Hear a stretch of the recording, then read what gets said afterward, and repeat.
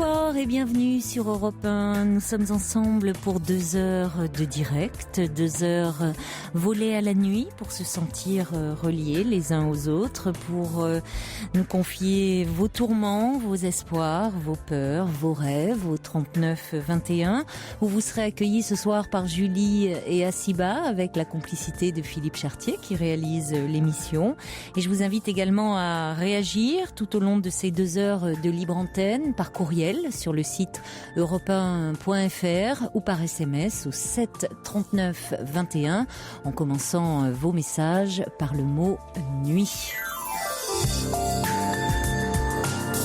Jusqu'à 1h sur Europe 1, Caroline Dublanche.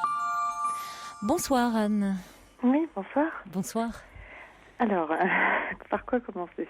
Vous parliez de confier, de confidence, alors j'en suis un peu là. Je vous écoute en fait assez souvent le soir et c'est la première fois que j'appelais. Et alors comment vous décrire la situation qui est assez simple et compliquée. Donc je suis mariée et nous nous sommes séparés il y a quelques mois. Et en fait, très vite, mon mari a eu quelqu'un. Et donc nous avons des enfants et malgré tout, nous avons décidé de partir en vacances cet été ensemble, tout en sachant que dans la destination où on allait, son ami était... donc la personne avec qui il est actuellement... était à proximité. Et en fait, alors que convaincu que la relation était au bout, qu'on était à la fin d'une histoire, il y a eu des confusions de ma part, parce que je me dis que même si c'est effectivement plus l'homme, si j'ai plus les sentiments que j'ai pu avoir au début, je n'arrive pas à déterminer ce qui relève de l'ego ou ce qui relève des vrais sentiments. C'est-à-dire que de le voir attentionné envers quelqu'un d'autre, de le voir porter de l'attention, de l'intérêt à quelqu'un d'autre, n'est pas sans me laisser indifférente. Et, ça se comprend. Oui, voilà. Et d'un autre côté, la raison... me fait dire que ce n'est plus... qu'il faut arrêter, quoi. Mais c'est pas aussi simple que ça. D'autant plus que, si je comprends bien, vous êtes partis en vacances très peu de temps après votre séparation. Oui, oui. Donc vous retrouvez dans... Oui. Lui ne voulait pas, mais moi... C'est vous qui avez un peu insisté pour ce projet. Pour quelle raison ? Parce qu'on avait on avait prévenu les enfants, c'était un départ qui avait été organisé, on avait dit aux enfants qu'on irait dans cette destination et ils étaient assez enjoués et je ne me voyais pas leur dire que finalement on allait ailleurs. Lui m'avait proposé de partir seul avec les enfants, même de me trouver un lieu, mais j'ai pas voulu, j'ai pas souhaité. Oui, mais les enfants n'ont-ils pas été un peu un prétexte pour vous aussi à ce moment-là ? En fait, non. Consciemment. Oui, non. Consciemment. Voilà, consciemment, je ne pensais pas. Et c'est vrai que parce que moi, étant moi-même enfant de divorcée, n'ayant pas vu mes parents ensemble, je voulais pas repartir dans un schéma d'enfants qui ne connaissent pas l'image de papa et maman ensemble. Quel âge ont vos enfants ? Alors, 5 ans et demi, 8 ans et 10 ans. Oui. Mais c'est un petit peu confus pour vos enfants. En même temps, vous leur dites que vous divorcez, et puis vous partez en vacances ensemble. Oui, ça n'a rien de très cohérent. Ça, c'est pas très clair. Les enfants ont besoin quand même que les choses soient claires. On leur explique déjà pour le plus petit là, de 5 ans et demi ce que signifie le mot divorcer. Et puis après, bon, pourquoi pas? On peut parfois divorcer et partir en vacances ensemble, mais quand les choses sont peut-être plus clarifiées, là, c'est tout ça est très prématuré, et peut-être pour vous, puisque vous donniez l'illusion d'un couple et d'une famille, alors que dans les faits, il n'en était rien. D'une famille, oui, mais d'un couple, vous n'aviez pas eu d'intimité pendant ces vacances. Oui, non, mais ça peut paraître, non, mais je suis d'accord avec vous. C'est perturbant pour vous? Ah bah oui, pour moi ça l'est, mais en fait, alors que j'étais tout à fait convaincue que c'était le bon choix, mais vous savez, on n'a pas la vérité. Mais oui, hein. mais bien sûr, mais tant qu'on ne le vit pas. J'étais tiraillée entre le fait que je voulais vraiment que les enfants aient l'impression que, enfin l'impression non, mais que cette famille existe, quoi. Mais la famille existe. Oui. La famille que vous avez créée continue d'exister. Vous restez leurs parents. Oui, non, mais certainement. Mais c'est vrai aussi que je me voyais pas partir 3 semaines seule avec les enfants. Enfin, je me disais, mais ils vont s'ennuyer de leur papa. Vous angoissez. Ah oui, j'angoissais, oui. Même si de les avoir est un plaisir, et même d'être seule avec eux, ça ne m'angoisse pas. Mais je me demandais comment j'allais gérer les questions et le fait de me dire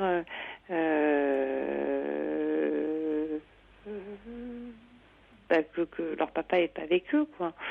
Voilà, je voulais pas assumer ça. Et bon, même si dans ma tête, le fait que le couple n'existe plus. Mais d'un autre côté... Oui, mais il y a cette autre femme qui vous... forcément qui vous déstabilise, parce que... c'est arrivé très vite, en fait. C'est arrivé très vite. Vous partez en vacances, vous saviez qu'elle n'était pas loin. Bon, donc... vous vous sentez, vous, c'est votre mari, celui qui a été votre mari, vous le sentez finalement dans ses pensées près d'une autre. C'est perturbant. Oui. Donc d'où votre confusion, c'est-à-dire vous êtes séparés parce que vos sentiments pour lui n'étaient plus ce qu'ils étaient, mais là il y a quand même cette compétition avec cette autre femme qui revient ou qui est là, et ça ajoute à votre confusion. C'est-à-dire que il y a forcément de la rivalité, de la jalousie qui s'installe. Oui, alors que de tempérament, je ne l'ai pas été avec lui. Il m'a pas donné non plus un champ d'action pour l'être.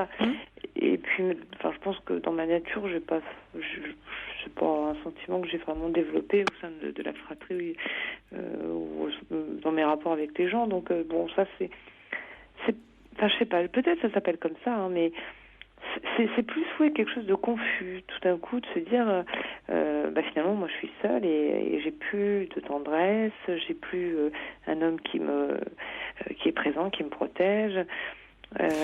Mais c'est tout ça qui était évidemment qui vous fragilisait. Vous étiez dans cette phase de séparation. Votre mari, lui, avait rencontré cette femme, une relation toute nouvelle. Là où vous êtes encore dans cette phase de transition. Oui. Donc vous n'étiez pas sur un pied d'égalité. C'est ce que je dis. Les choses auraient été complètement différentes si de votre côté vous aviez même un homme même présent dans vos pensées, même si c'était pas une grande histoire, mais quelqu'un un peu qui vous courtisait. Vous vous seriez sentie plus forte, plus solide. Oui.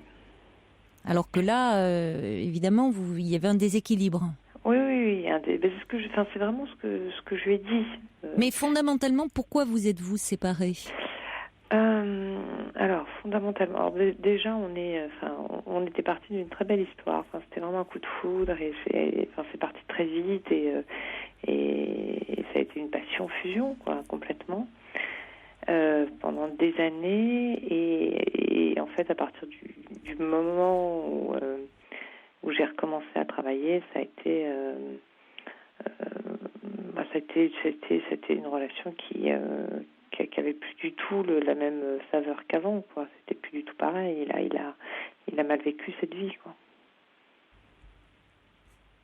Pourquoi ? Parce que vous étiez moins disponible pour lui, pour votre relation de couple. Oui, tout à fait, parce qu'en fait, de par ses activités, on voyageait beaucoup et il a fallu que je me sédentarise pour travailler et que je m'installe et qu'on s'installe dans un appartement, qu'on ait une vie beaucoup plus rangée, et puis les enfants étaient scolarisés, enfin il fallait... Et c'est vrai que cette vie... oui, j'étais complètement dédiée au foyer et à lui et à ses activités et tout d'un coup, ça s'est arrêté. Donc, quand vous êtes un peu... Oui, pardon ? Brutalement, parce que je me suis vraiment investie dans mon travail en plus. Oui, mais quand vous avez voulu un peu vous réaliser sur un plan plus personnel, c'est là où votre relation en a pâti, mais vous aviez besoin aussi de vous épanouir autrement. Tout à Est-ce que vous vous sentiez mieux à ce moment-là ? Oui. Enfin, j'étais bien quand j'étais dans ma vie. J'avais une vie confortable, agréable, mais pendant toutes ces années, parallèlement, j'étudiais, je passais des examens, des diplômes, etc. Donc, il y avait toujours ce projet de travail. Mais c'était abstrait dans la mesure où je travaillais pas. Enfin, je travaillais la nuit, j'étudiais la nuit, mais c'était pas une activité à plein temps régulière avec des horaires. Et quand vous vous êtes séparés, est-ce que à ce moment-là, vous vous sentiez abattu particulièrement ? Non. Donc d'accord. C'est un peu, même quand vous avez appris qu'il avait une autre femme dans sa vie, comment C'est lui. Non, mais quand vous l'avez appris, comment avez-vous réagi ? Ça va vous paraître étrange, mais j'étais plutôt contente pour lui. Parce que je me suis dit, déjà il va me laisser tranquille, et puis il va être enfin heureux, parce que depuis plusieurs mois, plusieurs années, je ne le voyais pas heureux. Quand vous dites il va me laisser tranquille, c'est-à-dire que lui, à un moment, a essayé de vous récupérer ? Ah oui. Et puis il a constamment une envie d'analyser les choses, de passer les choses au microscope, et c'est éreintant, quoi. Pendant ses vacances, il a eu cette attitude-là ou pas du tout ? C'est-à-dire ? Mais justement, est-ce qu'il revenait sur votre relation passée ? Est-ce qu'il non. Est-ce que ça vous a déçu ? Non. Non, pas particulièrement. Donc vous voyez, au fond, c'est votre décision, elle était, semble-t-il, assez claire. Ah oui. Ah oui. Oui, bien sûr. Ah oui. C'est forcément troublant d'être à nouveau dans cette intimité avec lui et vos enfants. Oui. C'est très troublant. Oui. Et je comprends que vous soyez chamboulé. Oui, parce que... et puis c'est vrai que moi, j'ai pas... C'est ce que je lui avais donné cette image. Je lui avais dit, moi, j'ai l'impression de monter des escaliers par rapport à notre relation, par rapport à l'histoire qu'on a vécue, etc. Donc de franchir des étapes. Et lui, j'ai l'impression qu'il a pris le tapis roulant, quoi. Oui, vous savez, en même temps, parfois on se prend les pieds dans le tapis, hein. Oui, c'est clair, oui. Oui, c'est clair. Mais c'est vrai que c'est... Vous voyez, il était lui plutôt dans l'idée de tout faire pour renouer avec vous, voyant que finalement vous ne le suiviez pas, enfin vous n'étiez pas dans ce désir-là. Peut-être que il se lance tête baissée dans cette relation, mais vous ne savez pas ce qu'elle est, cette relation. Hein.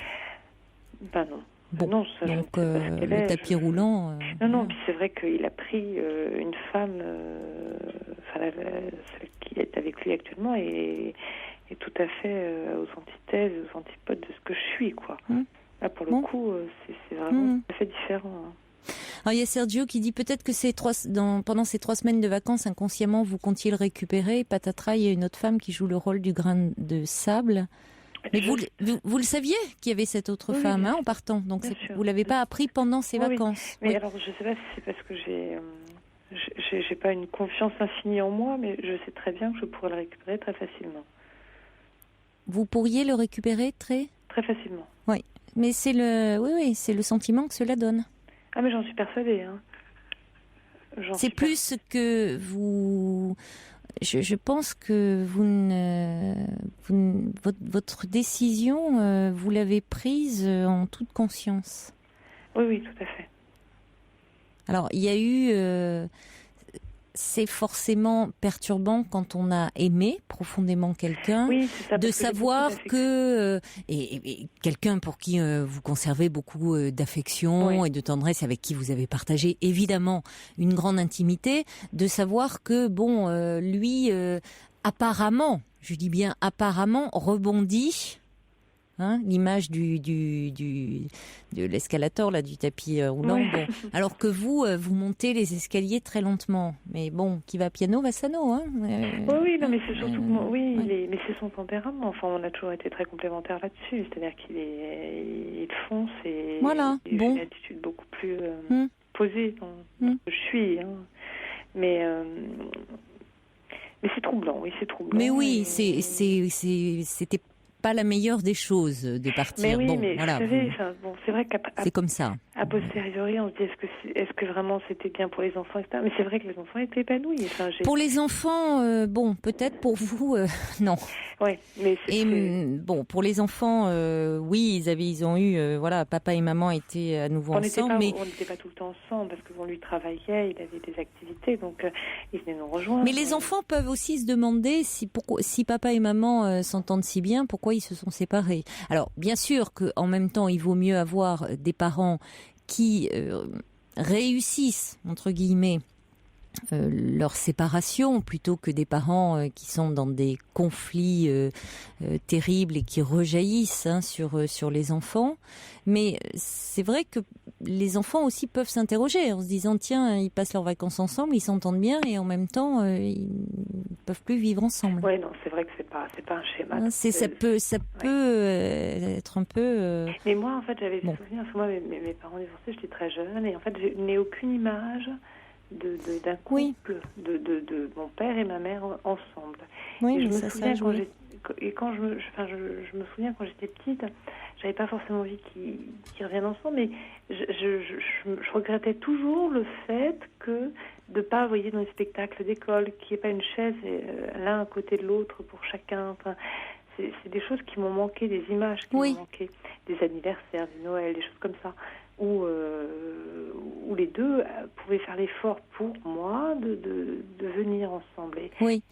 Alors, c'est plus facile à faire quand les deux, parfois, ont à nouveau quelqu'un dans leur vie. Je vous le dis, là, ça a été un peu prématuré. Mais bon, je crois que fondamentalement, ça ne remet pas par rapport au trouble que ça a suscité en vous, aux questions, la question que vous souleviez un peu au standard, où vous êtes dans une phase d'interrogation, c'est rester, tourner la page. Je crois que ça ne change pas votre décision première qui était votre motivation profonde qui a été un moment de partir. Oui, je crois. De partir parce que je me rends compte que on a grandi tellement différemment et que... Vous verrez bien, de toute façon, après comment les choses évolueront. Mais pour le moment... c'est étrange parce que maintenant, j'en suis à un point de me dire que de toute façon... cet homme, le père de mes enfants, sera de toute façon toujours dans ma vie, étonnamment. Je le pose comme une évidence. C'est-à-dire que même si j'envisage une autre histoire... forcément, il est le père de vos enfants. Oui, non, mais même dans un rapport un peu privilégié, vous voyez. Et je me dis, mais c'est pas sain non plus. Oui, mais vous êtes dans un état un peu particulier, là. Je crois que c'est... Pour le moment. Non, mais c'est pas génial.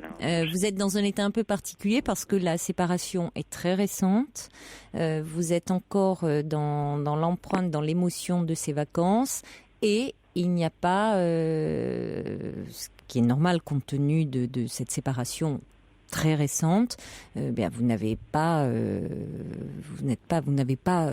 rencontré le jour où vous aurez à nouveau un coup de cœur, quelqu'un... J'ai un coup de cœur actuel. Hein. Bon, écoutez, alors c'est une très bonne chose. Mais enfin, c'est quelque chose qui n'est pas possible. Enfin, je veux dire, c'est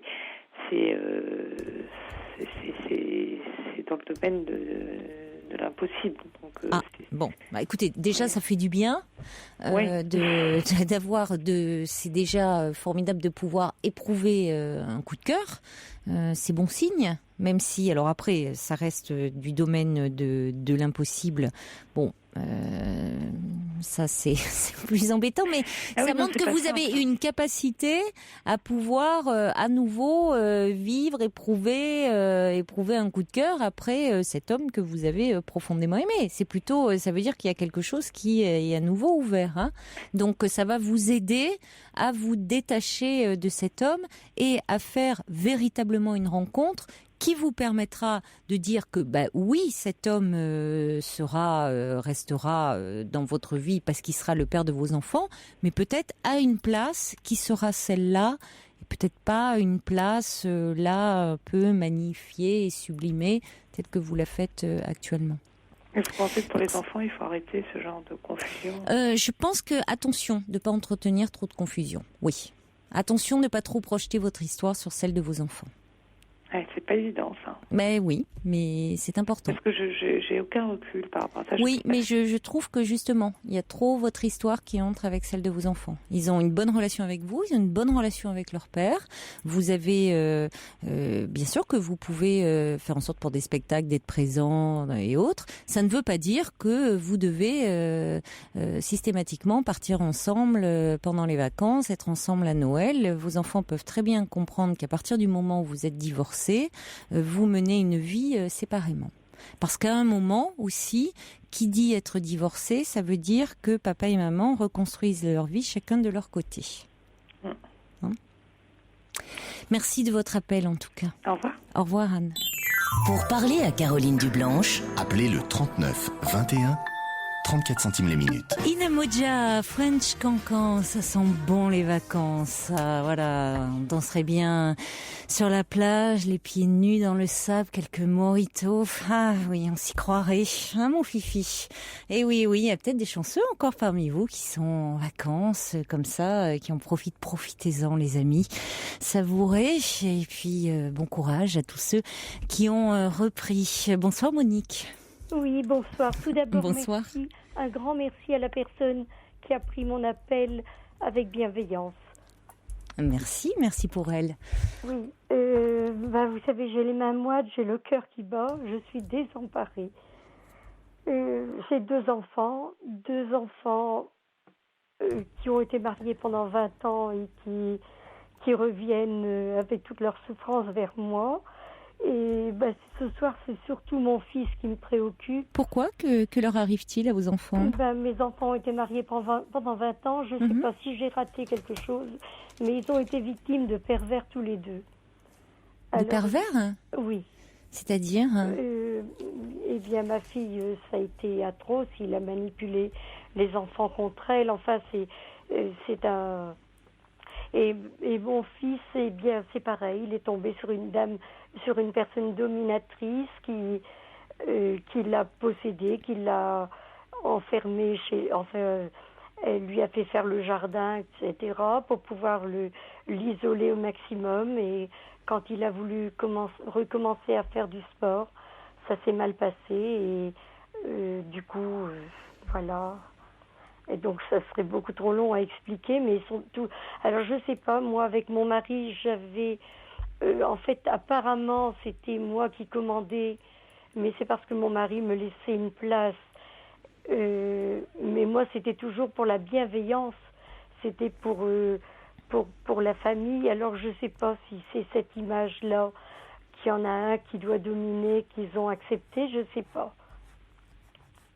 Enfin, en tout cas, aujourd'hui, ils se sont séparés. Et oui, ils sont tous les deux séparés. Donc, au fond, c'est plutôt, étant donné la relation de couple que vous décrivez, c'est plutôt une bonne chose qu'ils se soient sortis de cette relation. Ça a été très, très long, mais je pense qu'ils sont restés blessés tous les deux. Ma Oui, fille n'arrive ça certainement que ça laisse des traces, mais ils ont trouvé la force d'en sortir. Oui. Donc, je suis en fait leur tuteur, enfin, dans le sens... Moral, vous voulez dire? Oui, mais là, je commence à m'effondrer parce que quand c'était l'un ou l'autre, mais là, c'est les deux à la fois. Et ma fille, tous les soirs, elle vient chez moi.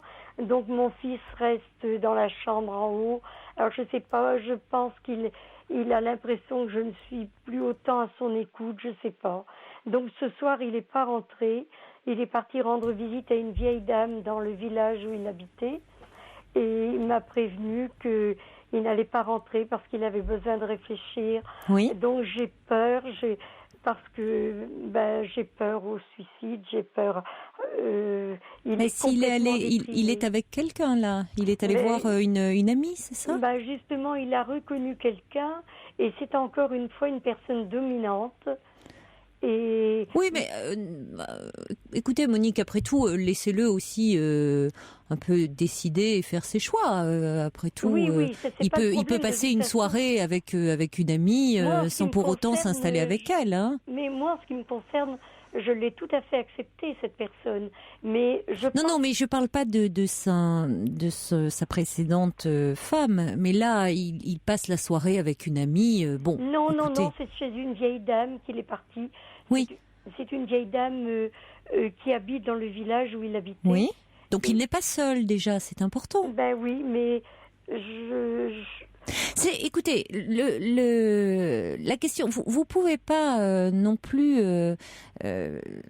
C'est vrai que les parents sont tenus d'aider leurs enfants, mais vos enfants, si j'ai bien compris, ils ont quel âge vos enfants? Ils ont 47 et 50 ans. Oui, donc il y a longtemps qu'ils ne sont plus des enfants.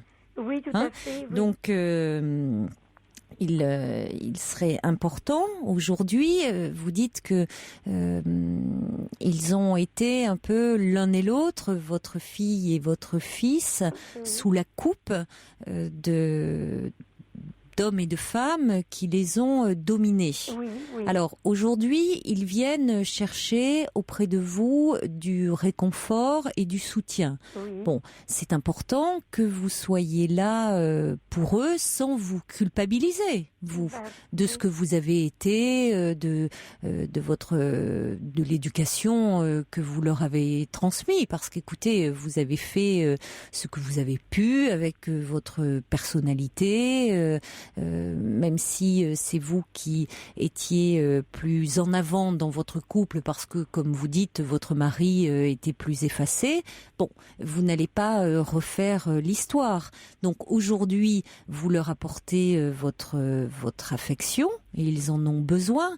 Maintenant, si vous voulez que vous soyez terriblement anxieuse pour eux, ne va pas les aider à s'assumer. C'est pour ça que je voulais être éclairée parce que, en fait, je suis imprégnée de leur histoire. Voilà, peut-être, et c'est important que vous en ayez conscience parce que comme vous en êtes tellement imprégné, c'est le bon mot, parce que ça vous touche, parce que ce sont vos enfants, et bien, vous n'avez plus le recul nécessaire, et donc...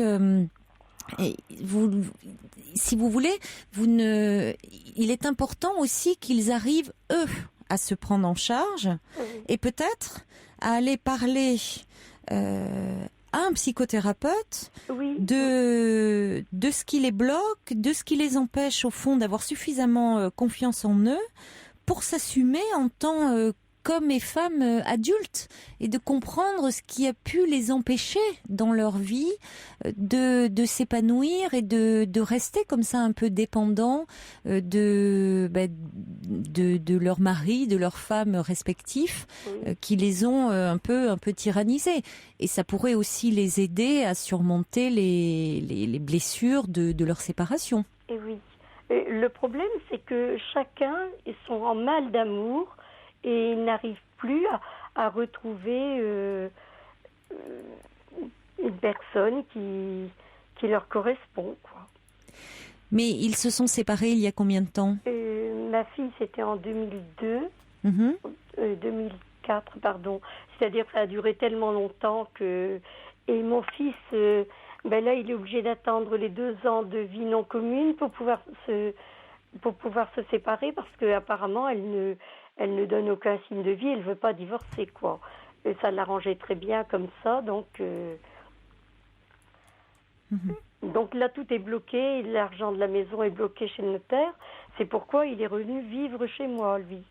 Tandis que ma fille a son particulier, elle a son appartement. Mais elle est très souvent chez moi. Mhm. Oui, mais si vous voulez, on peut comprendre qu'il soit en mal d'amour, mais c'est peut-être pas forcément la solution de se replonger comme ça à cœur perdu dans une histoire tant qu'ils n'ont pas pensé leur plaie de leur précédente relation. C'est ce que je n'arrête pas de leur dire, qu'après 20 ans, on ne peut pas se reconstruire sur une année ou deux. Non, ça prend du temps. Surtout que c'est une histoire, comme vous dites, qui a été douloureuse dans la mesure où ils étaient avec des compagnons ou des compagnes qui ne leur ont pas permis de s'épanouir. Alors, votre fils, lui, revient chez vous symboliquement, il redevient un peu dans une attitude assez régressive de petit garçon. Oui, il se sent pas bien, justement. Il ne peut pas se sentir bien. Mais pour l'instant, il est bloqué, puisque, je vous dis, l'argent de cette maison est bloqué. Oui, mais il n'a pas d'activité professionnelle. Si, oui, donc il pourrait prendre un logement. Disons que là, il vient c'est pas un accident de travail, mais il est jardinier. Il a probablement un insecte qui lui a... Enfin, il a fallu lui ouvrir la main. Donc, pour l'instant, il ne peut plus rien faire. Il est en arrêt. Donc, c'est ce qui a déclenché, justement, son état déprimé. Parce que quand il travaillait, ma foi, ça allait, quoi. Enfin, ça allait difficilement, mais là, il est des journées entières à ne rien pouvoir faire, donc...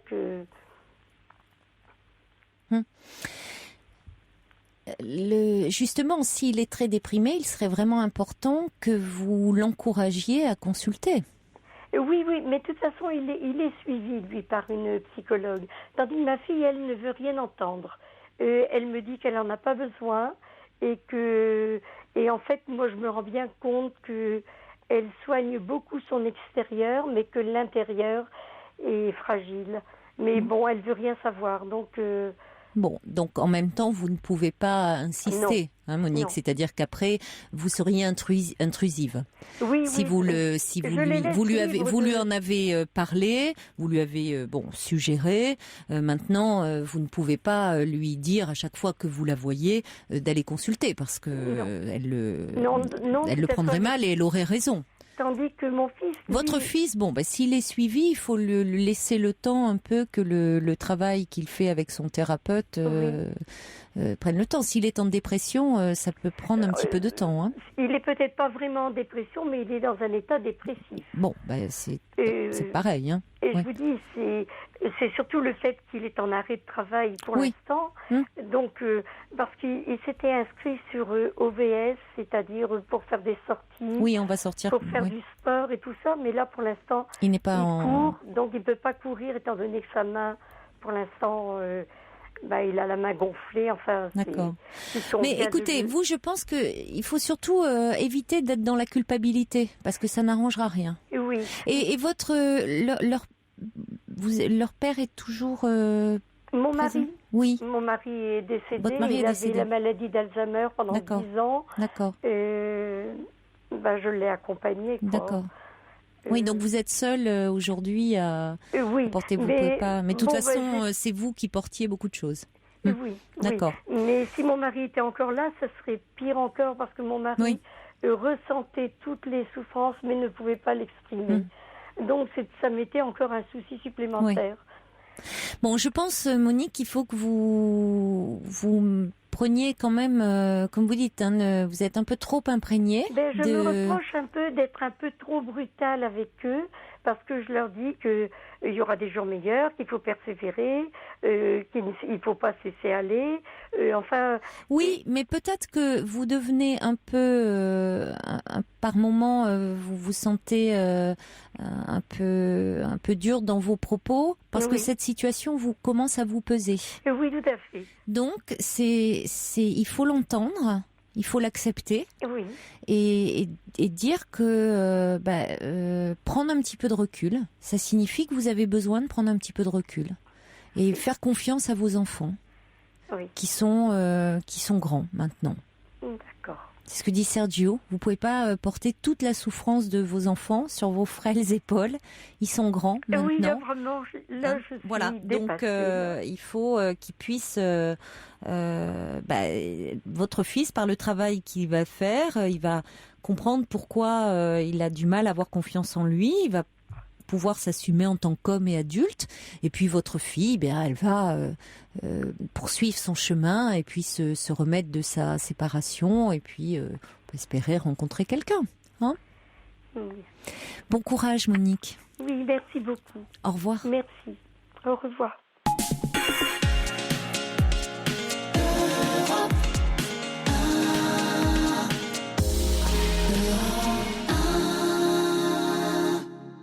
Bonsoir Roger. Oui, bonsoir. Bonsoir.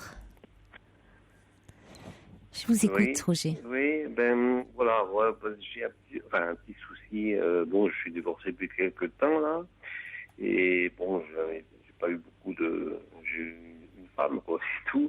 Et arrivé à mon âge, je découvre un petit peu le monde féminin et j'ai rencontré quelques personnes comme ça. Et puis je me suis précipité un petit peu, donc on fait un peu des bêtises. Voilà, on réfléchit pas à quelqu'un vous accepte depuis longtemps, on fonce un petit peu. Donc voilà. Et maintenant j'ai rencontré quelqu'un depuis 8-10 mois là. C'est formidable, oui. Oui, non, oui, mais ça c'est formidable. Et puis je me sens que c'est vraiment une personne à qui je tiens, et tout ça. Mais c'est une personne aussi qui a vécu seul et tout ça, et qui a besoin de ses moments de liberté et tout ça. Oui. Et moi, je sens que je suis un peu trop pressant, quoi. Oui. Moi, simplement, ce que j'aimerais, c'est avoir une vie de couple que j'ai jamais eue, quoi. Et j'ai été marié, mais c'était vraiment pas bon. Ça marchait pas. Et voilà. Et donc, je sais pas comment faire parce que cette dame, moi, j'ai pas envie de. Ça lui fait peur parce que plus je suis pressant et je comprends que ça doit faire un petit peu peur, quoi. Alors voilà, je sais plus elle sait pas dire ses sentiments, tout ça. Alors moi, je sais pas trop la place que j'ai, quoi. Voilà. Oui, plus vous êtes pressant, plus moins elle va certainement exprimer des sentiments, surtout que peut-être c'est quelqu'un qui ne les exprime pas spontanément. Voilà. Et puis votre attitude trop empressée peut la faire fuir. Voilà, ouais, mais c'est assez délicat parce que on ne sait pas comment se positionner. On n'est pas soi-même parce que on aimerait être, comment dire ça. On est attentif, tout ça, mais il faut pas en faire trop non plus. Vous voyez, je veux dire, faut pas brusquer. Enfin, voilà, c'est très. Vous êtes ensemble depuis 8 ans? On n'est pas ensemble, justement, on n'est pas ensemble. Et pourquoi ne dites-vous ça? Enfin, on est ensemble, oui, si, on est ensemble. Je veux dire, on se connaît, hein, mais on ne vit pas ensemble, hein, c'est ce que je veux dire. Oui, mais vous avez une relation amoureuse. Tout à fait, voilà. Ouais, oui, c'est intéressant ce que vous dites. Vous voyez, c'est comme vous ne vivez pas ensemble, vous avez le sentiment de ne pas être ensemble. Ben oui, voilà, c'est ça, parce que moi, je suis tellement demandeur, c'est ce que. Et oui. Voilà, oui.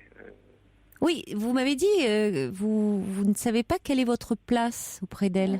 Voilà, je sais pas. Une place certainement importante.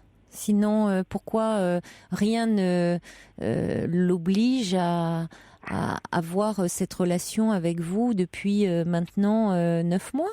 Oui, tout à fait. Oui, mais ça, j'en suis bien conscient. Cette femme, elle n'a pas de raison de se mettre des contraintes dans sa vie. Donc, c'est qu'elle a du plaisir et à être avec vous et qu'elle se sent bien avec vous. Voilà. Mais vous avez terriblement besoin d'être rassuré. Voilà, tout à fait. Vous avez tout compris, c'est ça, voilà. Et Oui, alors c'est ça, je me dis, il faut de la patience un petit peu, mais bon, il y a des moments où la semaine, on ne peut pas trop se voir, étant donné le travail. Le week-end, elle fait des sorties un petit peu comme elle faisait avant, parce que moi, je n'ai pas eu de vie seule, vous voyez, alors qu'elle, elle a une vie, elle s'est habituée à vivre un petit peu seule, à faire son petit... Oui, elle est indépendante. Indépendante, tout Elle à aime fait. son Alors ça, indépendance. ah oui, alors ça, Oui. c'est sûr, oui. Voilà. Alors que moi, je veux dire, je voudrais bien faire ma vie, je veux dire, autour d'elle. C'est-à-dire que, comment dire ça, moi, je sais qu'elle est ma priorité, quoi. Je veux dire, Vous aimeriez vivre avec elle? peut-être pas de, mais au moins qu'elle me montre des signes, oui, que ça aille crescendo un petit peu, que voilà. Mais là, des fois, c'est un pas en avant et un pas en arrière. Mais vous ne C'est comme ça pensez que je le ressens. Mais vous ne pensez pas, Roger, que comme vous êtes très en demande, Mhm.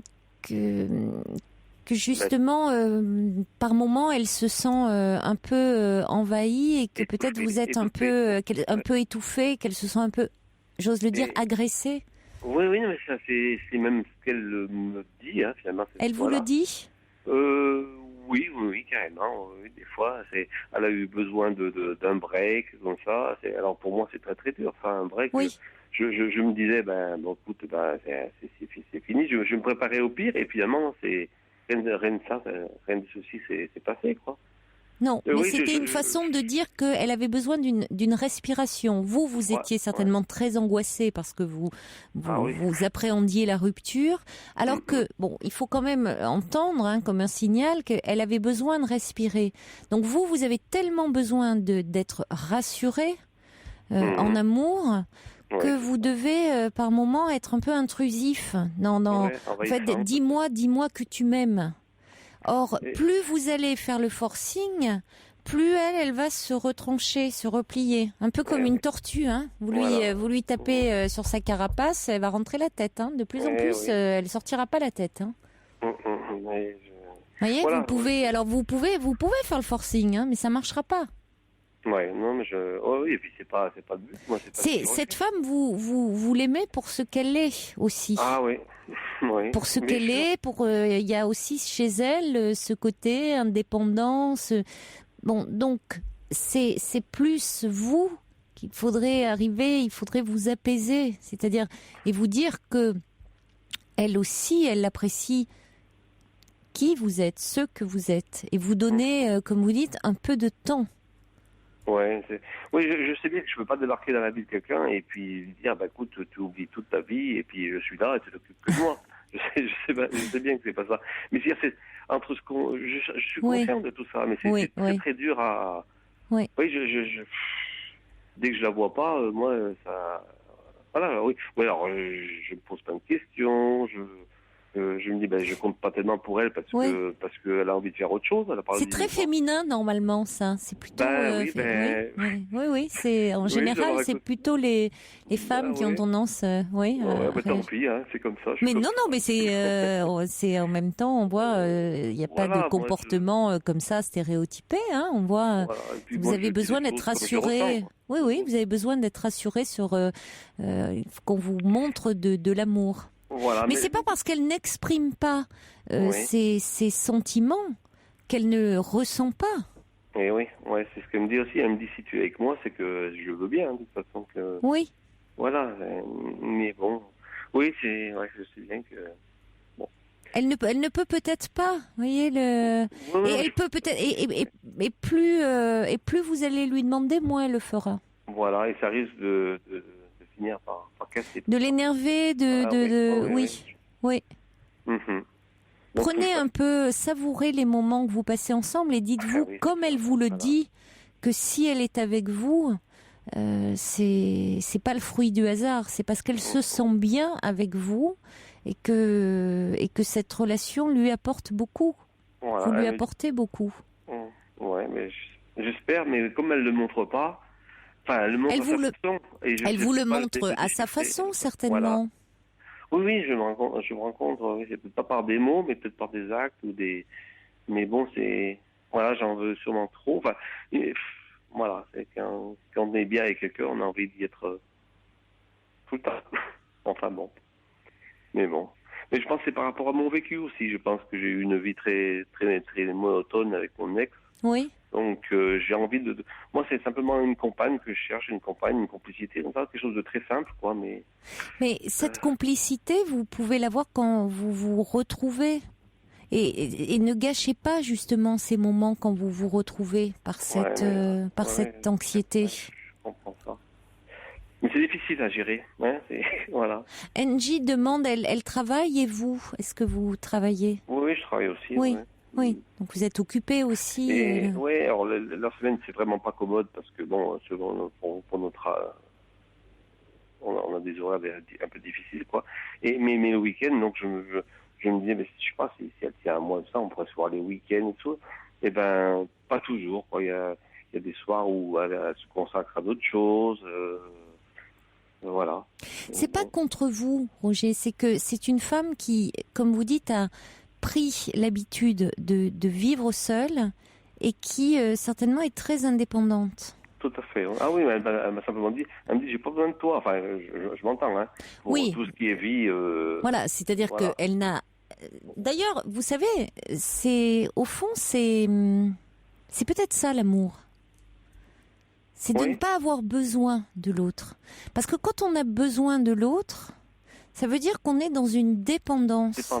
Et on a besoin de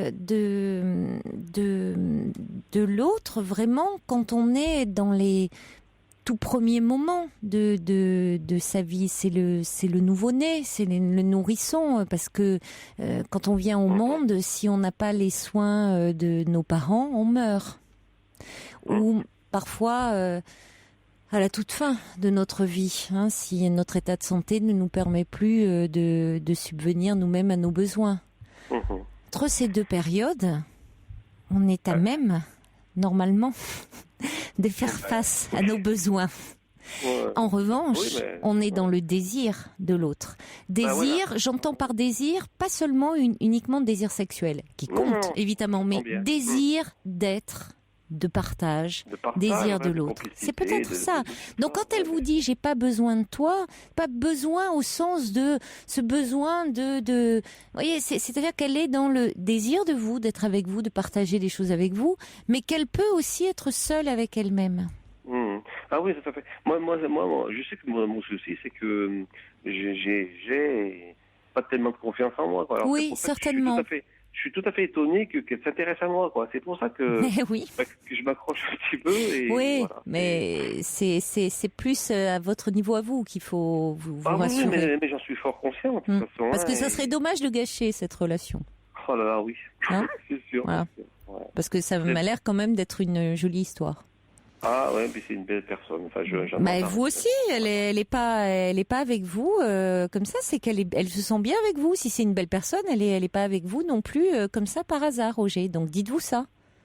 Ouais. Arrêtez aussi de vous dévaloriser. Et puis comme dit Prune, ne l'étouffez pas. Voilà. Et puis un autre message qui dit vivant actuellement la même chose. Le seul conseil que je peux donner, c'est d'être très patient, surtout très compréhensif. Vous verrez, ça paye.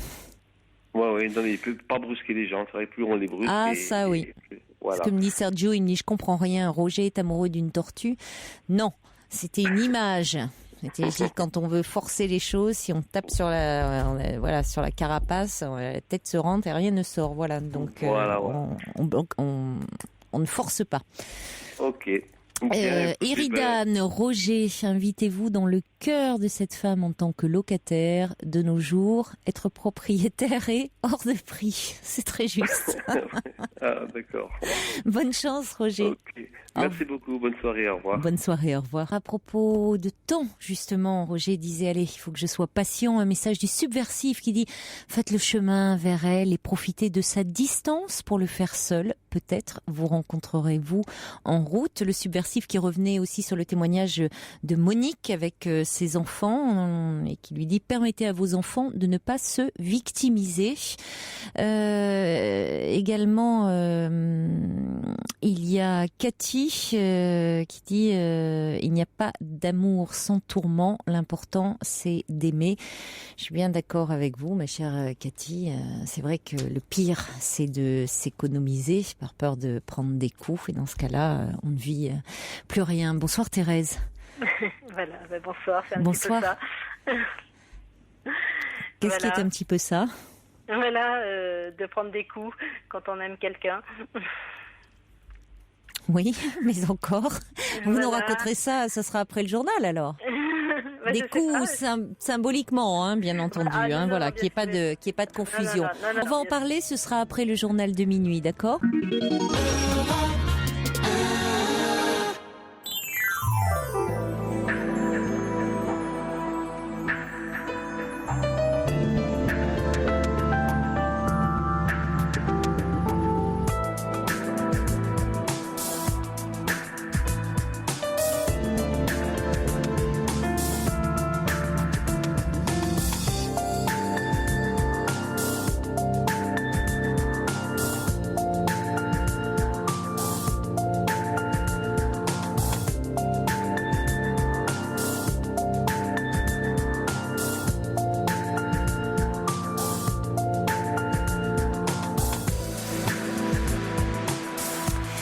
C'est la deuxième heure de votre libre antenne, toujours en direct, bien entendu, sur Europe 1. Nous sommes ensemble jusqu'à 1h. La ligne est ouverte au 39 21. Vous pouvez nous parler en toute liberté. Réagir aussi à tout ce que vous entendez à ce même numéro, par mail sur le site europe1.fr ou par SMS au 7 39 21 en commençant vos messages par le mot nuit. Et nous allons tout de suite retrouver Thérèse. Alors vous nous disiez que par amour on peut prendre des coups, Thérèse. Voilà. Donc que vous est-il arrivé ? Bon, je vais vous raconter un peu mon histoire. Donc, je suis mariée, j'ai connu mon mari à 30 ans, on s'est mariés à 27 ans. Donc, on a 3 enfants, on avait une vie de couple riche, intéressante, tout se passait bien. Et puis, il y a 3 ans, a réapparu dans ma vie un homme que j'avais aimé quand j'avais 20 ans, 22 ans. De quelle façon ? Alors, je l'avais aimé. De quelle façon il a réapparu ? Oui. Voilà. Il a réapparu au décès de sa femme. Il m'a recontacté parce je pense qu'il m'avait jamais oublié, moi non plus.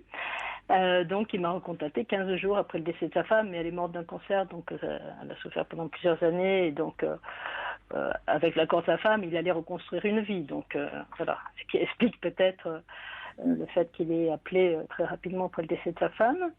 Donc, il m'a recontacté après le décès de sa femme. Il était même tombé au téléphone sur mon mari. Enfin, bon, la petite histoire. Et donc, on a discuté au téléphone longtemps. Et à la fin de la conversation, il m'a demandé si j'étais mariée ou pas. Donc, j'ai dit que j'étais mariée. Et lui, je lui ai demandé ce qu'il était. Il m'a dit qu'il était veuf. Et il m'a dit, si tu es mariée, à ce moment-là, c'est peut-être pas judicieux de se revoir. Et moi, j'ai voulu le revoir parce que je pensais avoir un couple équilibré et que j'avais envie de le revoir, puisque ça fait 35 ans qu'on s'était plus vu. Donc, j'ai bien senti qu'il y avait un danger, mais je me suis dit, allez, on va le revoir, ça risque rien. Oui, surtout qu'il annonçait la couleur en disant, si tu es marié, c'est peut-être pas la peine qu'on se revoie. Oui. Il annonçait ses intentions. Voilà, oui, parce que on a discuté au moins 2 heures au téléphone et on a tout de suite ressenti un petit peu ce qu'on ressentait quand on avait 20 ans, quoi. Donc, je me suis dit, cette histoire repart. C'est incroyable. Je voyais bien qu'il y avait un danger, voilà. Mais je me suis dit, comme j'étais sûre de mon couple, je me suis dit, ça risque rien, je vais le revoir. Voilà, un plaisir de le revoir, etc. Donc, on s'est revus. La première fois que je l'ai vu, il m'avait envoyé une photo de lui. Il avait beaucoup changé, beaucoup grossi, donc il m'attirait pas. Oui, et une photo, oui, parfois c'est... Voilà, il m'avait envoyé une photo. Mais même en réalité, je suis allée chercher la gare et je me suis même demandé... si j'allais le contacter, parce que moi je n'avais pas envoyé de photo et j'avais changé, mais j'ai fait l'inverse, j'avais maigri. Donc il me reconnaissait pas. C'est plus rare en général, avec l'âge on prend plutôt du poids. Voilà. Le jeune homme svelte au corps musclé, c'était un peu empâté. Voilà, tout à fait. Mais moi j'étais prévenue et lui, j'avais pas voulu envoyer de photo. Donc il ne m'a pas reconnue à la gare et j'ai hésité. Je me suis dit, bon, allez, je veux pas le revoir. Mais je me suis dit, d'un autre côté, je peux pas le laisser comme ça puisqu'il est venu. Enfin bref, on s'est revus. Oui. J'étais en train de lire un journal pour me cacher, enfin bon, un peu le film. Oui, oui. Et donc je me suis approchée de lui, il m'a pas du tout reconnu. Bon, je me suis présentée, il m'a dit, ah bon, c'est toi, c'est moi. Enfin voilà, donc nous nous sommes revus. Et puis, les choses sont reparties. Pendant 2 ans, on s'est revus un peu comme ça, un peu beaucoup. Mon mari, au début, ne le savait pas, bien sûr. Après, je l'ai mis au courant parce que bon... Mais vous revoyez de façon amicale ou... Voilà. Non, pendant 2 ans, on a tout de suite rétabli des relations amoureuses. Donc, la magie a opéré. Sur la photo, vous ne le trouviez pas charmant du tout. Sur le quai de la gare, non plus. La déception était là. Et puis... Après, très vite, le charme a opéré. Voilà, quand on a rediscuté, quand on s'est revus, quand il y a quelque chose qui est repassé, pas comme auparavant, puisqu'il y avait quand même 30 ans d'écart, mais il y a quelque chose qui est repassé très fort et très rapidement, on a eu de nouveau des relations sexuelles et puis une entente, comme on l'avait à l'époque. Donc on s'est revus à plusieurs reprises. Au début, donc moi, il ne savait pas. Bon, on fait beaucoup de montagnes, donc on s'est retrouvés souvent dans un cadre de montagne. C'est là qu'on s'était connus il y a 30 ans. Et du coup, après, je l'ai dit à mon mari parce que ça ne pouvait plus se faire. Alors, il y a eu beaucoup de problèmes. Je suis partie avec cette deuxième personne, revenue avec mon mari, repartie avec lui. Enfin moins 2 reprises. Donc plus personne n'y comprenait rien. Ni nos enfants, on a 3 enfants mais qui sont grands, entre 25 et 21 ans, enfin il y en a encore un qui est à la maison, les autres viennent plus ou moins, donc plus personne n'y comprenait rien, et donc il y a 1 an, je suis partie carrément, j'ai quitté le domicile conjugal et je suis partie avec cette autre personne. Bon, je suis en location et parallèlement, il a acheté une ferme qui retape dans la montagne. Et les travaux, j'y participe, mais je vais dire à mi-temps, parce qu'à mi-temps, je suis avec lui 3 jours, et le reste de la semaine, je m'occupe aussi d'un père qui est très âgé, donc je reviens pour lui et pour les enfants quand ils sont là, et, chose que je ne devrais pas faire, pour la maison, dont je m'occupe toujours un peu. Je la fais tourner, si on peut dire entre guillemets, en m'occupant du ménage, des choses comme ça, pour décharger mon mari, pour qui j'ai toujours des sentiments. Oui. Et je suis dans une ambivalence parce que mon mari, j'ai toujours des sentiments, je n'ai rien à lui reprocher, on a toujours fait des choses très bien ensemble, même avant qu'on se rencontre avec cette autre personne, on avait toujours des relations sexuelles, enfin je veux dire, on avait une vie de couple, apparemment bien, je dis apparemment parce que je ne serais pas partie avec cette première personne si c'était si bien que ça, mais enfin donc je suis partie avec lui.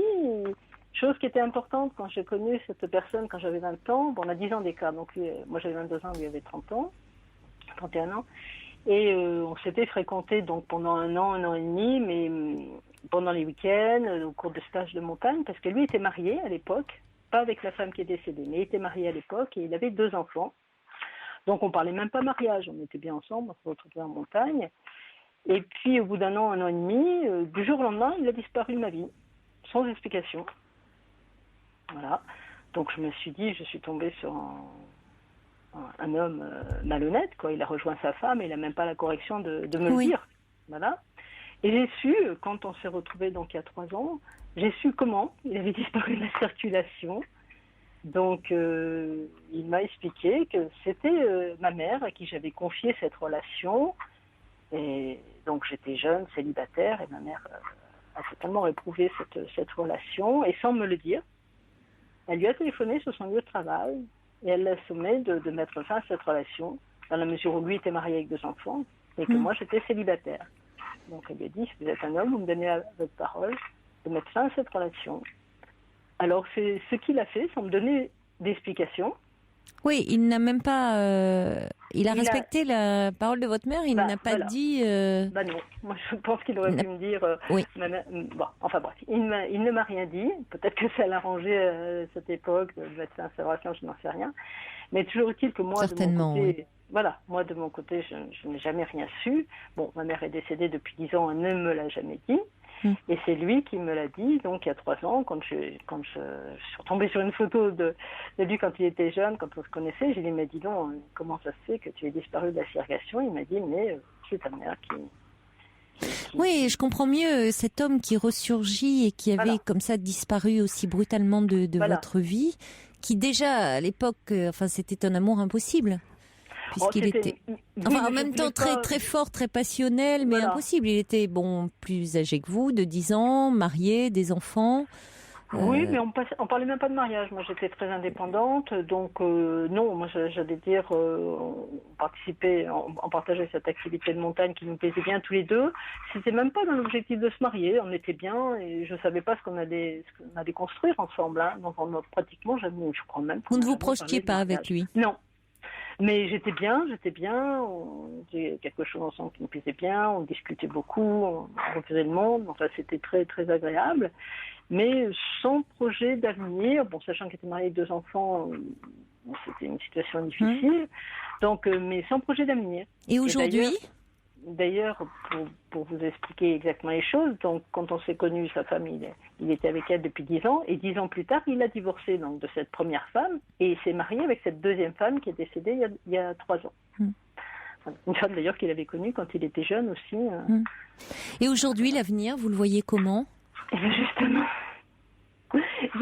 c'est pour ça que je vous appelle, parce que j'écoute plusieurs fois vos émissions et je trouve que vous avez souvent un jugement judicieux et je le vois, je sais pas, j'arrive pas à voir. Des fois, je me dis, est-ce que je retournerai pas avec mon mari? D'un autre côté, je me dis, ça c'est complètement aberrant de retourner avec mon mari. Maintenant, j'ai construit quand même autre chose avec cet homme que j'aime aussi.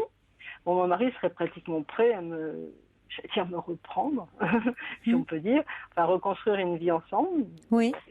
Il a dit, il est parti là en vacances avec un de nos enfants. Mais il m'a dit, si tu avais voulu, on aurait pu partir ensemble. Enfin, il est pratiquement prêt. Et ça m'étonne parce que c'est un homme que j'admire beaucoup de points de vue.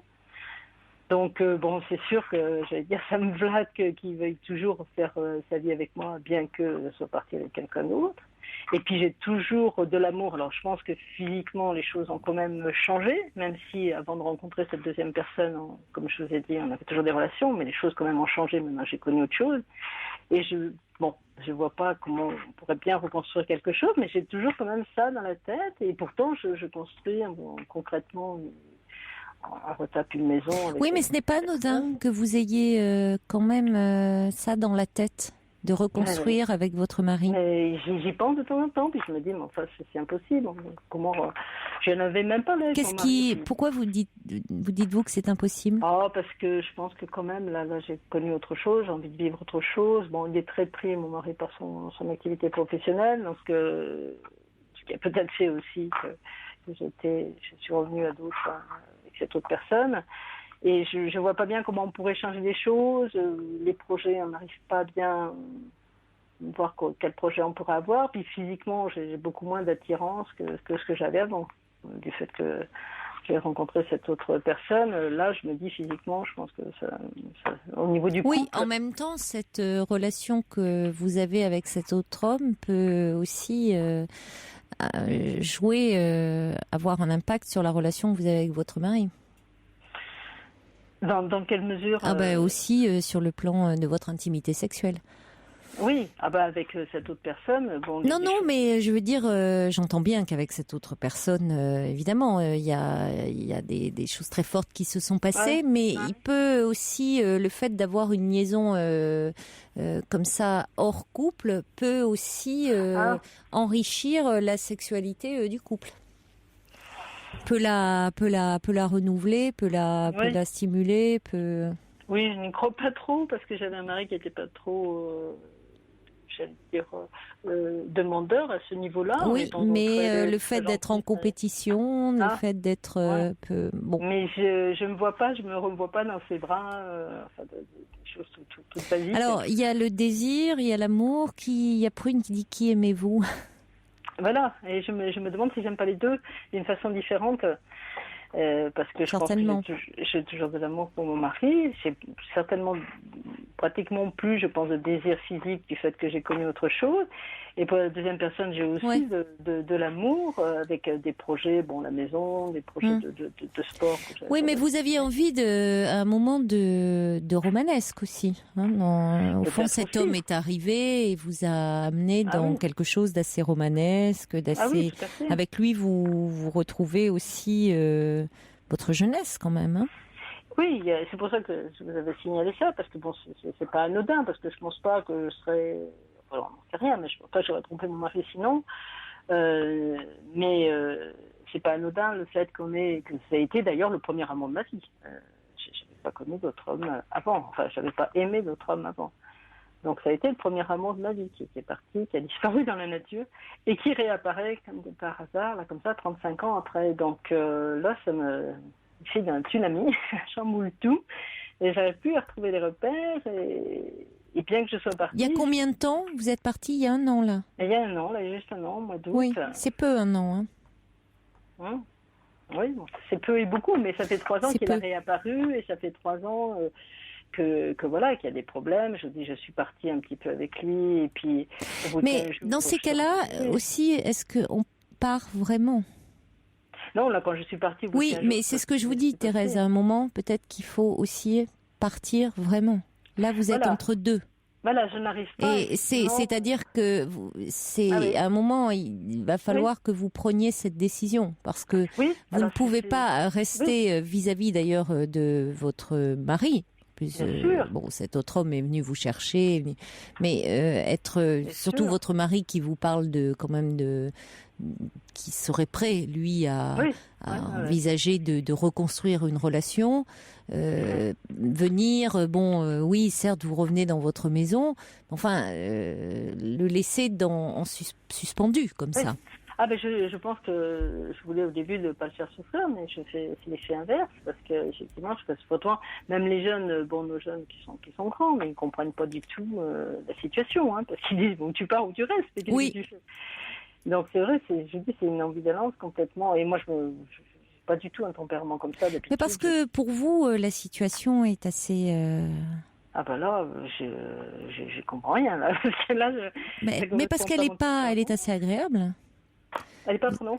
Elle est assez agréable, hein. Vous avez vous avez cet homme, vous avez ces deux hommes dans votre vie. C'est très, tout ça est très gratifiant. Simplement, à un moment, c'est vrai que quand ça s'installe, il y a vous et puis il y a les autres autour. Et oui. Donc à un moment, c'est ça, c'est-à-dire que pour vous, oui, ça pourrait continuer comme ça, mais il y a quand même d'autres personnes autour dont il est important de tenir compte. Et oui, ça je le sais, mais je n'y arrive pas, je reviens quand même. Alors je pense que ça ne veut pas que je revienne au domicile conjugal et m'occuper justement de la maison encore, mais je peux pas faire autrement, il faut que je revienne, il faut que je Oui, mais la maison est un faux problème. C'est un moment... c'est un moment, c'est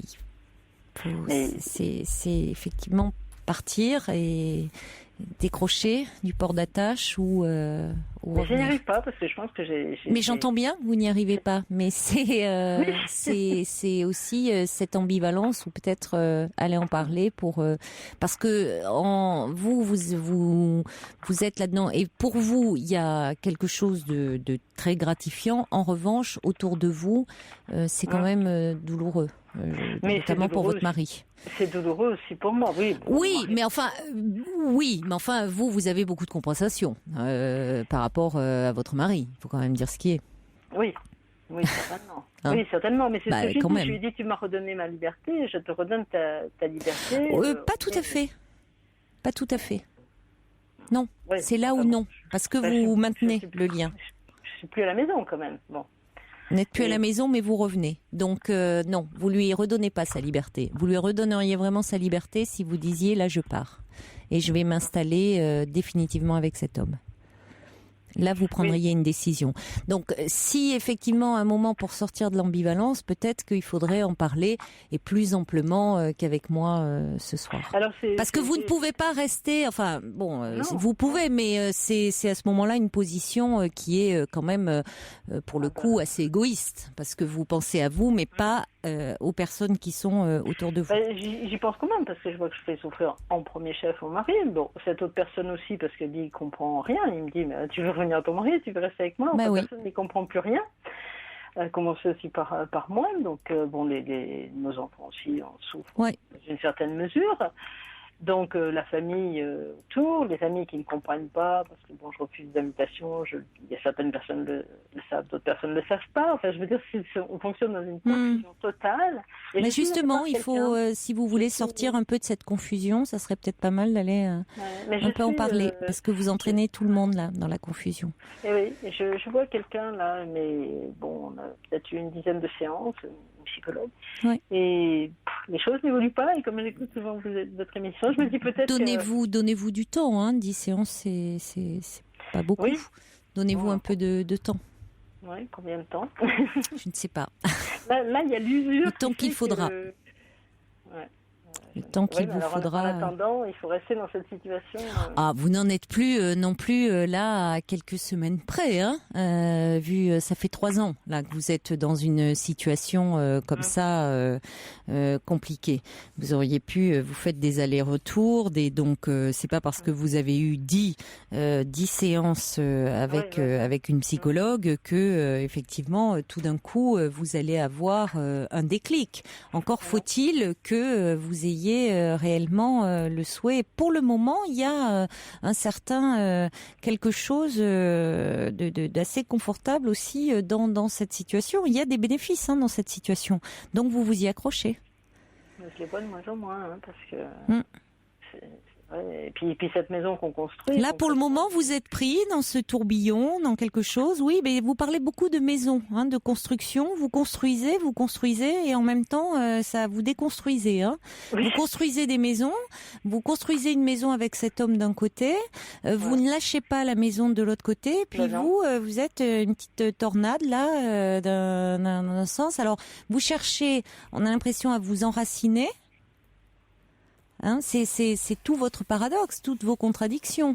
Entre la maison d'un côté que vous ne voulez pas lâcher, l'autre maison que vous êtes en train de retaper avec cet homme, et en même temps vous n'arrivez pas à vous poser. Alors c'est très important cette symbolique de la maison. Il y a quelque chose à travailler autour de ça. Qu'est-ce que ça signifie pour vous? Ces maisons aussi que vous n'arrivez pas à quitter. Qu'est-ce que ça représente? C'est-à-dire qu'il y a une forme de sécurité que vous n'arrivez pas à quitter au fond. Vous n'arrivez pas, c'est là aussi, vous n'arrivez pas à prendre de décision autour de ça, mais en même temps, vous plongez tout le monde dans une grande insécurité, et au fond, y compris vous-même. Donc c'est aussi sur ce sentiment-là qu'il faut travailler. Bon courage en tout cas. Au revoir Thérèse. Pour parler à Caroline Dublanche, appelez le 39 21 34 centimes les minutes. Des messages qui arrivent suite au témoignage de Thérèse. Petite hirondelle qui se demande, mais Thérèse pourrait-elle vivre seule? Et puis d'autres messages. Fred qui dit attention à tout vouloir garder, vous risquez surtout de tout perdre. Quelqu'un dit dans l'amour, il n'y a que les oiseaux qui sont beaux car eux au moins restent fidèles et en couple pour la vie. Oui, certaines espèces d'oiseaux qui sont pas très fidèles, mais c'est vrai que en général, les oiseaux sont très fidèles, vous avez raison. Cathy dit « Ah, vous vous sentez reine, Elisabeth ?» Et on peut comprendre, bah oui, entre ces deux hommes qui sont fous d'amour pour elle, ça certainement. Il y a Najette qui dit « 2, 3 et 4 hommes, c'est mon fantasme. » Caroline, Najette qui met un petit sourire entre parenthèses. Il y a le subversif qui dit « Le désir, où qu'il s'envole, doit se poser sur son entretien très assidu, au lieu de quoi il est à la merci de n'importe quelle bourrasque. » Il y a également Eridan qui dit « Vous êtes les Bonnie and Clyde de l'amour. Cette histoire ressemble un peu à une cavale. » Prune qui dit « Jules et Jim, le film ne finissait pas ainsi. » On accueille maintenant Laetitia. Bonsoir. Bonsoir Caroline. Bonsoir. Donc voilà, j'appelle, je suis un petit peu émue. Ça va bien se passer, ne vous inquiétez pas. C'est les premières secondes, premières minutes qui sont un peu impressionnantes, mais après, ça va mieux. Alors, vous m'appelez parce que vous avez du mal à vous constituer un peu un réseau social, c'est ça? Vous êtes pourtant dans un environnement agréable. Oui. Quand vous parlez d'environnement agréable, c'est-à-dire vous parlez de quoi?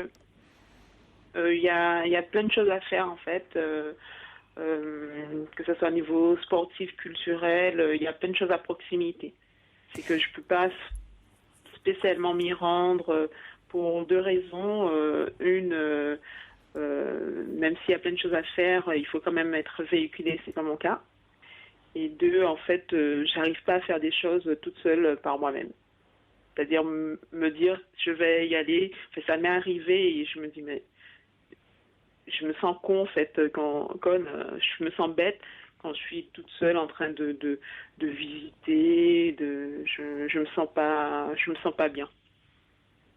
Voilà. Quand vous êtes seule, vous avez du mal à faire les choses seule. Voilà, j'ai vraiment du mal. Mais parce que pour qu'on comprenne, vous êtes venu donc dans cette région là il y a 3 ans pour le travail. C'est une mutation. C'est une mutation. Oui, donc vous ne connaissez personne. Je connais personne. Oui.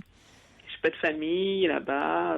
J'ai que mes connaissances professionnelles et qui ont mon âge et pourtant il y a pas, ça ne fit pas entre nous.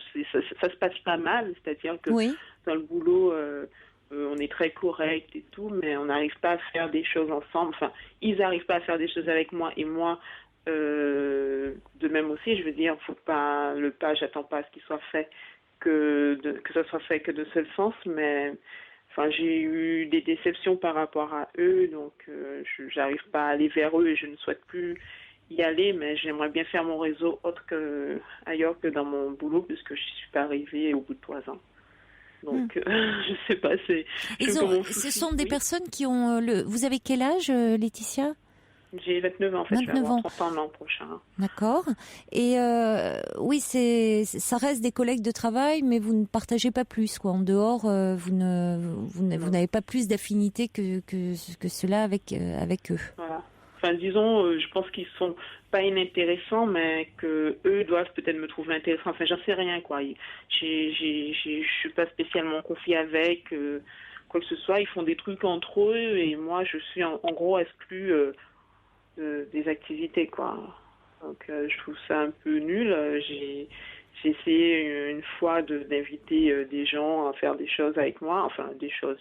J'ai essayé qu'une seule fois et ça s'est pas fait. Parce que, enfin, je sais, il y en a qui ont désisté et ça s'est pas fait. Je crois qu'il y avait aussi une histoire de neige ou je sais pas. Bref, c'est tombé à l'eau. J'ai pas reproposé, mais en gros, on m'a jamais proposé non plus, quoi. Donc, oui, j'allais vous demander, est-ce que vous dites par exemple, j'aimerais bien. Bon, est-ce que vous osez aller vers eux en disant tiens, ça me ferait plaisir. Ah, vous avez du mal. J'ai du mal, mais j'ai par une fois bien avant 3 ans, parce que là maintenant ça va faire 3 ans au mois de décembre. J'ai essayé de faire quelque chose et c'est tombé à l'eau et en fait au final voilà. Donc vous l'avez peut-être un peu mal vécu, alors que ça peut arriver parfois. Il peut y avoir eu quelque chose, comme vous dites, qui ne s'est pas fait pour X raisons, mais c'était pas, c'était ça. Vous en avez peut-être ressenti une certaine amertume, alors que ça peut durer très longtemps. Pourtant cette amertume, je comprends pas en fait que des relations qui puissent avoir une affinité avec d'autres personnes et pas avec moi en fait. Oui, mais j'ai l'impression de me sentir d'être quelqu'un de cool, même si je vous interromps sans cesse là, d'être quelqu'un d'agréable et c'est la première fois que j'ai ce genre de soucis. Là ça va faire 3 ans que je serai dans cette ville. Ça fait un moment que je bouge en fait et j'ai toujours réussi à faire mon réseau dans le boulot parce que voilà c'est là en premier, là ça se fait pas et j'arrive pas à comprendre pourquoi. C'est vrai que je vais pas spécialement vers les gens, mais bon, je suis pas non plus fermée sur moi-même. Vous voyez ce que je veux dire ? comment est-ce que je peux dire ça, je cherche le mot. Les en veux de ça, mais je suis peut-être comme eux, enfin j'en sais rien. Non, mais peut-être que eux vous trouvent aussi, Laetitia, il peut y avoir un malentendu qui s'installe, c'est-à-dire, voilà, vous leur en voulez, eux peut-être aussi disent, tiens, Laetitia, elle est un peu distante. Vous voyez, après, il y a des malentendus qui s'installent comme ça, bon, qui peuvent aussi se briser très vite, hein. Bon, alors... Je pense que c'est moi. Non, c'est jamais mort. Vous savez, parce que parmi dans un groupe, d'abord constituer un groupe est toujours fait d'individus, et donc vous pouvez toujours à un moment avec une personne proposer vous rapprocher d'une personne par l'entremise à un moment de proposer de dire tiens, ça me ferait plaisir un jour de déjeuner avec toi ou de prendre un café, mais ça veut dire aussi de faire le pas vers l'autre. Bon, alors il y a évidemment, c'est quand on arrive quelque part où on ne connaît personne, c'est le travail, le premier lieu de socialisation. C'est là, je ne dis pas après, je parle de lieu de socialisation. Ça ne veut pas dire, je parle pas de relations amicales. Parfois, on a des relations. Et ces relations peuvent se transformer en relations amicales. Pas toujours, mais on peut, dans un premier temps, déjà avoir des connaissances. Après, il y a d'autres façons d'avoir des contacts et de se faire des relations. C'est vrai que si vous vous dites, je suis une pauvre fille, je suis nulle si je fais des choses seule. Qu'est-ce que les autres vont penser de moi, et que donc vous restez chez vous, il se passera jamais rien. Et vous allez continuer à être seule. Oui. Vous voyez, rien ne bougera. Enfin, j'ai essayé de le faire, je l'ai fait. J'avoue que j'ai pas spécialement eu de contact avec qui que ce soit. Je sais pas si c'est normal ou pas normal. Je discutais avec une femme qui, elle s'était retrouvée à New York pendant une année. Et elle, c'était la plus jeune. Et bon, les gens, ils n'avaient pas d'intéressement pour elle. Et elle me disait qu'elle se sentait bien d'aller visiter, d'aller marcher toute seule et tout, mais elle n'a pas les gens où elle, elle n'a pas gardé contact. Elle n'a pas créé de contact. Hein. Donc, je sais pas. Mais si vous voulez, qu'est-ce que vous avez qu'est-ce que vous aimez justement, vous dites qu'avant d'arriver là où vous êtes, vous n'aviez pas de problème pour nouer des relations. Donc, quels sont, je ne sais pas, qu'est-ce que vous aimez, est-ce que vous aimez le sport, est-ce que vous aimez la peinture, le théâtre, le cinéma, qu'est-ce que vous aimez, quels sont vos centres d'intérêt? J'aime bien les soirées. Théâtre, cinéma. Je peux faire un cinéma toute seule, c'est pas un souci, mais au cinéma on rencontre pas les gens. Non. J'ai jamais rencontré personne. Non, ça sera pas. Oui, voilà. C'est pas là. Et en termes de sport, je réfléchis à faire du basket cette année. Ça va être un peu galère parce que juste pour avoir un numéro de téléphone où on fait pas les choses, on va dire, sérieusement, parce qu'il y a le côté compétition. J'ai fait du basket quand j'étais une ado, voilà. Il y a la côté compétition quand c'est dans un club, et aussi l'amateur. Mm-hmm. Donc là, j'ai juste regardé ça aujourd'hui là, et je trouvais que c'était un peu galère de savoir. Il faudrait que j'investigue en fait, il faudrait que j'appelle pour voir un peu le niveau des clubs.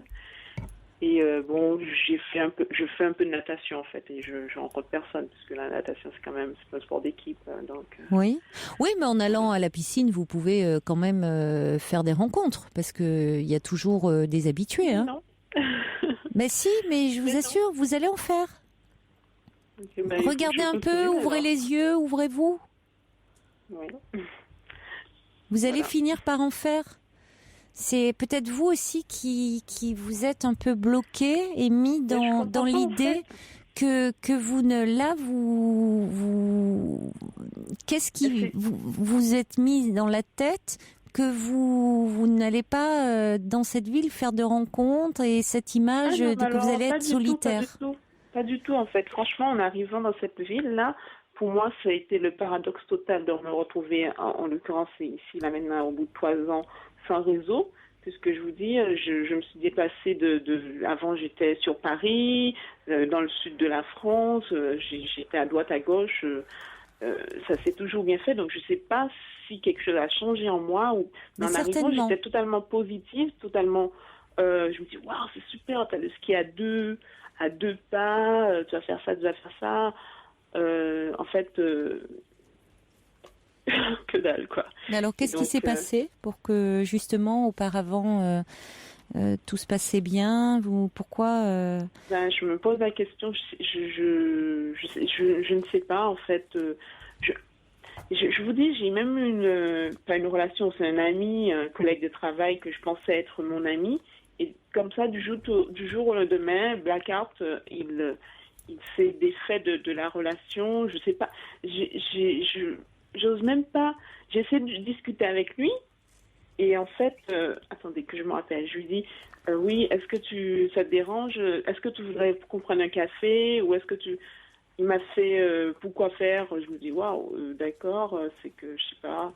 Et il est pas, et pourtant c'était quelqu'un de super agréable, donc je me suis dit, peut-être que j'ai fait quelque chose, mais j'essaie de venir vers lui pour savoir pourquoi est-ce qu'il y avait eu ce foie. Donc, je veux dire, peut-être que j'ai un comportement qui plaît plus aux gens, mais je ne le sais pas et j'essaie de le savoir et on ne me le dit pas. Et, Mais cet ami, c'était un collègue ami de travail du lieu que j'ai rencontré durant les 3 ans, un collègue de travail.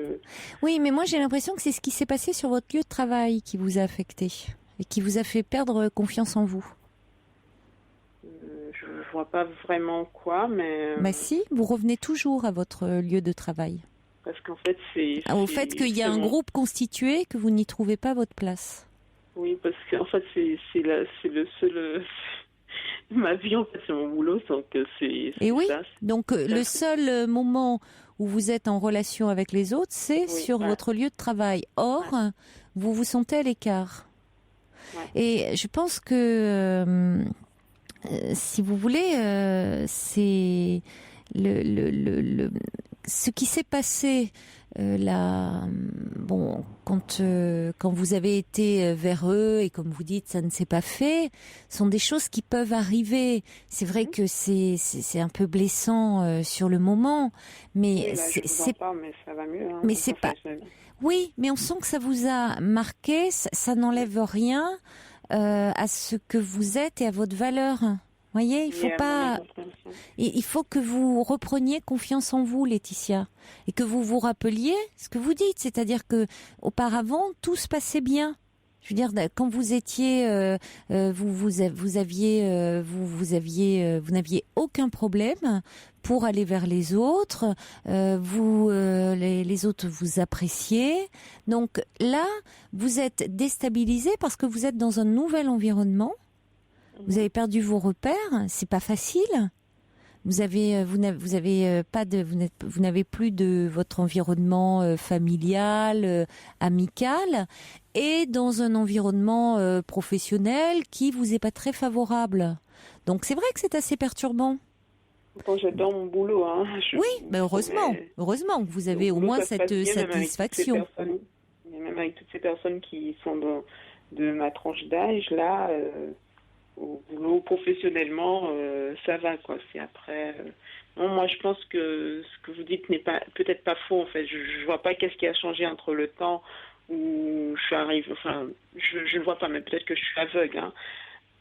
Mais vous n'avez pas... Je me dis que peut-être qu'avec le temps, je suis devenue inintéressante. Hein. Ça peut arriver aussi. Vous voyez comme vous avez perdu confiance en vous ? Parce que qu'est-ce qui ferait que vous seriez devenue inintéressante en 3 ans? Enfin, je veux dire, rien. Une explication. Mais non, mais il y en a pas. C'est que vous avez perdu confiance en vous parce que vous avez, c'est pas facile d'arriver dans un endroit où on n'a plus son environnement habituel qui nous tient, son cadre, qui est un tissu chaleureux, qui est un tissu affectif, composé de sa famille, d'amis. Ma famille, ça fait 10 ans que je vis plus avec ma famille. Enfin, ils sont loin, très loin de moi. On s'entend souvent au téléphone et voilà. Et ça fait tout, on va dire en moyenne tous les 2-3 ans, je change de ville.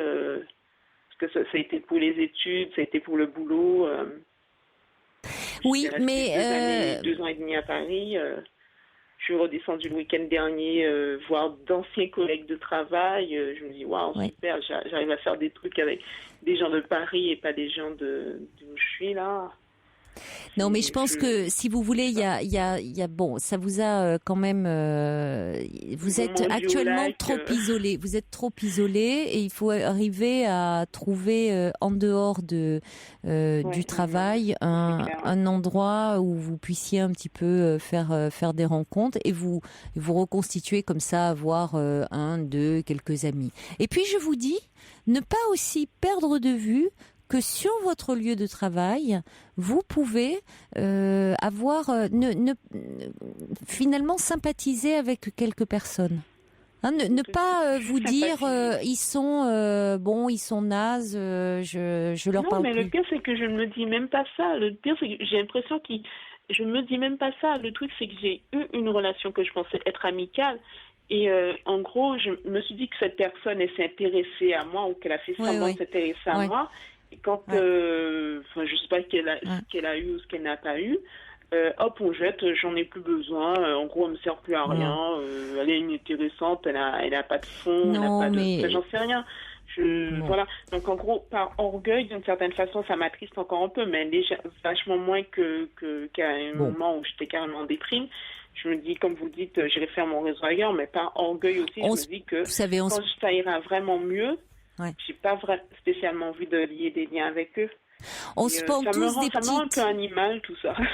Mais vous êtes un peu trop sur la défensive, oui. On se prend tous des petites claques comme ça de temps en temps. Ça veut pas dire qu'il faut se renfermer parce que finalement, sinon, c'est vrai que du coup, on se rend encore plus malheureux.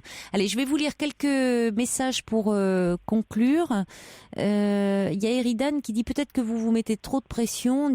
On dirait qu'il y a comme une ligne de démarcation intérieure entre vous et les autres. Il y a Prune qui dit n'hésitez pas à aborder les gens. Prune qui dit moi je vais souvent dans les cafés et il est très possible d'aborder les gens. Bah oui, mais n'hésitez pas parce que dans les cafés, je vous assure qu'on peut aborder.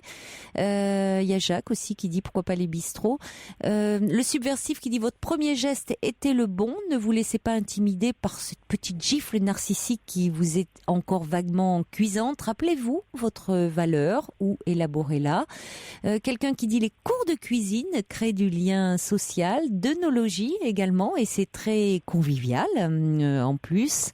Et puis quelqu'un qui dit les divers réseaux sociaux sur Internet, ça permet souvent de révéler de vraies amitiés, pour peu qu'on s'y monte sous son vrai jour. Pardon ?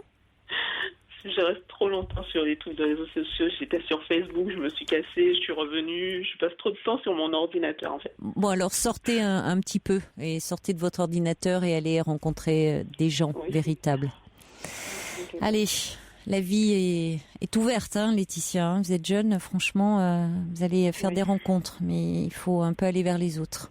Courage. Okay. Au revoir, Merci Laetitia. Beaucoup. Au revoir, bonne soirée. Caroline Dublanche sur Europe 1. Pour intervenir dans l'émission, appelez le 39 21 34 centimes la minute. Bonsoir Daniel.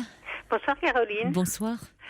Merci de prendre mon appel. Je vous ai appelé ce soir parce que j'ai eu un gros coup de cœur. Je vais faire un peu concurrence à notre Monsieur Cinéma qui, j'espère, écoute et a eu la chance peut-être de voir le merveilleux film qui s'appelle « Tu seras mon fils ». Ah oui, j'ai très envie d'aller le voir, oui. Ah oui, vraiment, je conseille à tous nos auditeurs. C'est un film merveilleusement bien tourné, un scénario impeccable, des paysages fabuleux de vignes, le plaisir du vin, de la dégustation, enfin vraiment tout y est. Mais c'est dans l'univers vinicole, humaine extrêmement forte, quoique difficile.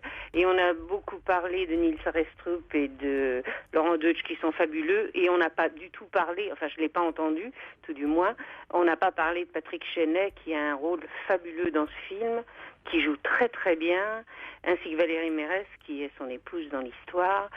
Et je dois dire que au point de vue des relations père-fils, c'est saisissant. On se demande comment un père peut détester et annihiler son fils à ce point-là. ça m'a refroidi parce que moi j'avais de très bonnes relations avec mon père et ça m'a vraiment touchée au plus profond. En plus, j'étais toute seule dans la salle. J'étais toute seule dans une salle de 500 places. Ah bon? Donc, oui, parce que zut, j'étais à la c'est pas très première bon, séance ça. du matin. Ah oui, bon, 11h15. ça va alors. Oui, tant Donc il y mieux. avait très peu de monde. Il n'y avait que moi. Je crois qu'il y a un monsieur qui a dû arriver après, mais enfin bon, disons au maximum on était deux. Mais j'ai vraiment vibré tout au long du film et vraiment il y avait en plus des répliques mordantes, des situations qui vous tiennent en haleine. Il y a un réel suspense jusqu'à la fin. Donc c'est pour ça que je parle pas trop du scénario parce que je veux pas déflorer le sujet pour tous ceux qui iront le voir. Mais vraiment.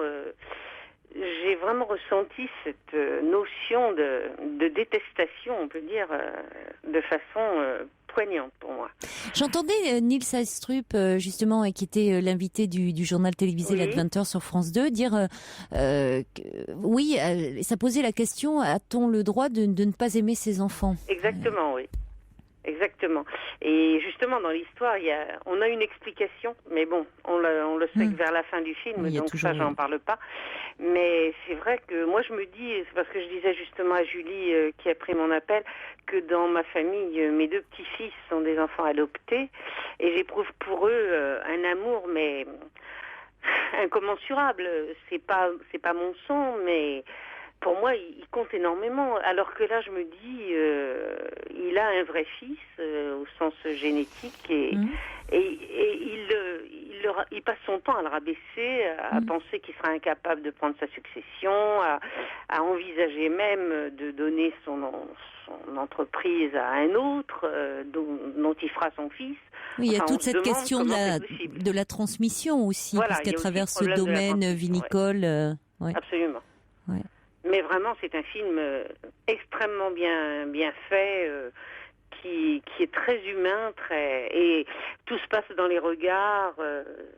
Il y a des paroles mordantes par moments. De temps en temps, on sent que Laurent Deutsch essaye de se rebeller contre ce père vraiment castrateur. Nils Astrup doit l'incarner magnifiquement. Absolument. Parce qu'il a une présence Mais tous à sont l'écran. très bien, je vous dis.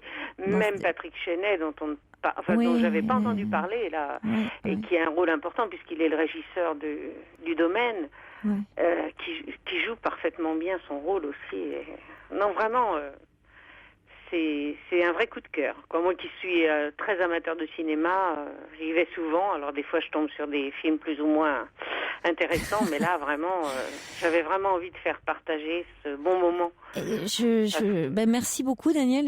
Moi, c'est vrai que les extraits que j'ai vus, et puis bon, en plus, sachant que ça parlait de la relation père-fils, tout ce qui est comme ça, je me suis dit, oh là là, il faut que je cours le voir. Je suis dans un endroit où ils l'ont pas sorti, ils sortent la planète des singes, là. Je dis, bon, ils vont finir avec la planète des singes. Et je vous assure que c'est un vrai bonheur. En plus, j'ai dit, les relations père-fils, et en plus, au milieu, enfin, le tout au milieu des vignes, j'ai dit, c'est vraiment pour moi.